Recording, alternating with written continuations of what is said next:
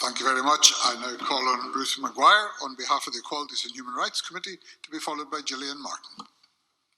Presiding Officer, if I could begin by congratulating the Finance and Constitution Committee in securing this significant debate. Like many other committees, the Equalities and Human Rights Committee has been cited on Brexit and how it might affect the areas within its remit since the committee was established in 2016.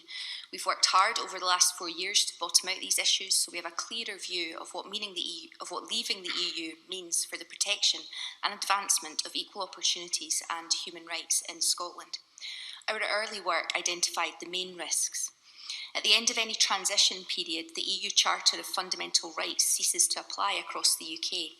Our report, Getting Rights Right, Human Rights and the Scottish Parliament looked at the importance of the Charter.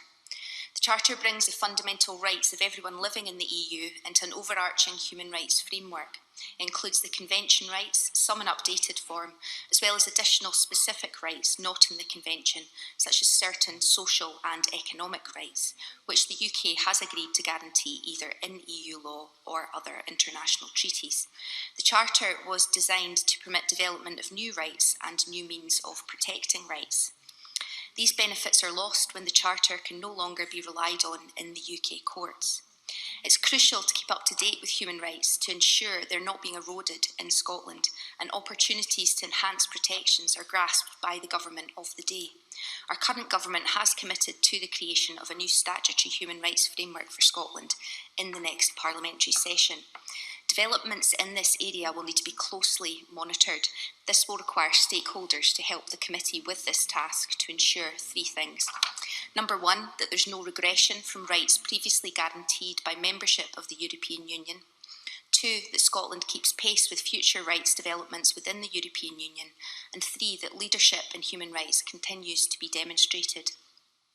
Moving on to the equalities part of our remit, being out of the EU means there'll be no ability to seek the opinion of the European Court of Justice.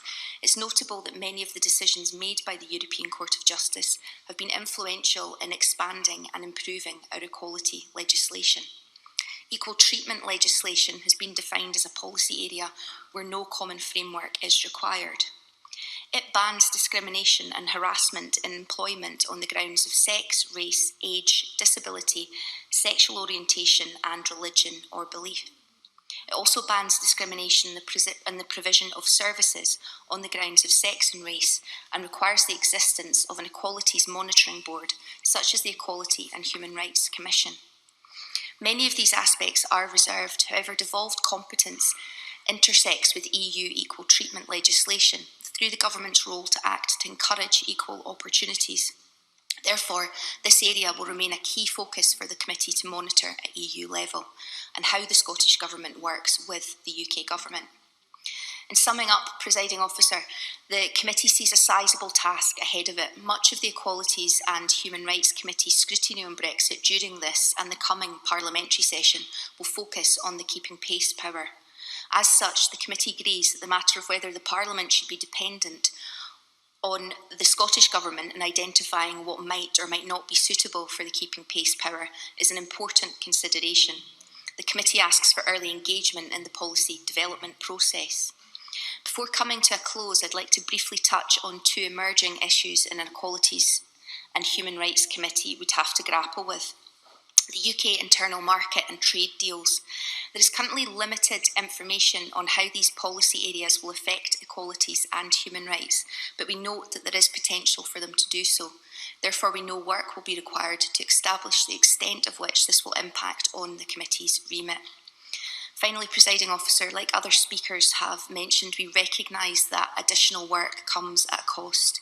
Our experience when human rights was added to our remit raised concerns from stakeholders that the committee would not cope with the increased workload and areas of the remit could become neglected. Although we have managed that test, I do not feel so certain that the committee would cope with another increase in its workload unless additional clerking and research resources were made available. On that note, I'll end my contribution. Thank you.